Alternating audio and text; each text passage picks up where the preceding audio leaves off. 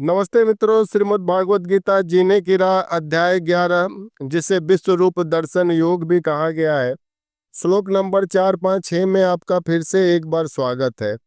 मन्य से यदि तत् सत्यम मया दृष्टम इति प्रभो योगेश्वर तत में त्वम दर्शय आत्मनम अव्ययम।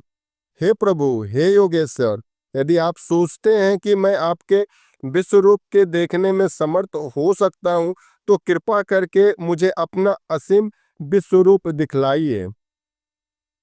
ऐसा कहा जाता है कि भौतिक इंद्रियों द्वारा न तो परमेश्वर कृष्ण का कोई कोई देख सकता है, न सुन सकता है और न अनुभव कर सकता है।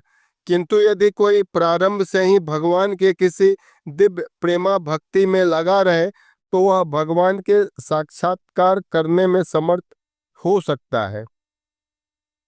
श्री भगवान उवाच पश्य मे पार्थ रूपानि सत्स अत सहर्ष सहर्ष नाना विधानि दिव्यानि नाना वर्ण आकृतिनि च।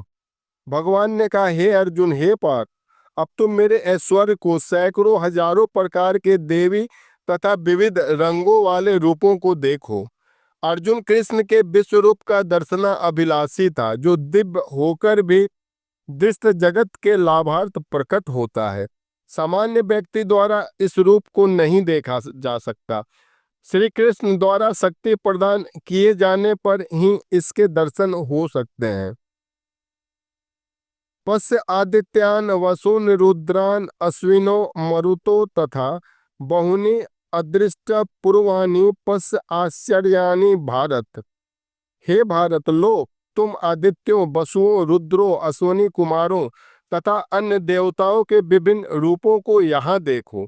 तुम ऐसे अनेक आश्चर्यमय रूपों को देखो जिन्हें पहले किसी ने ना तो कभी देखा है और न सुना है। देवताओं की मां अदिति थी, उनके 12 पुत्र थे जिन्हें आदित्य कहा गया है। वसु 8 होते हैं, रुद्र के 11 रूप हैं, 2 अश्वनी कुमार हैं, मरुता 49 प्रकार के वायु होते हैं।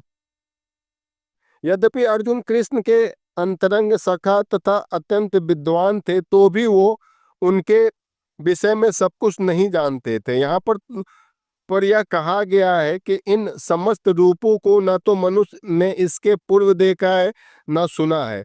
जब कृष्ण इस आश्चर्य में रूपों को प्रकट कर रहे हैं। मिलते हैं मित्रों कल फिर श्लोक नंबर 7, 8, 9 के साथ। नमस्कार।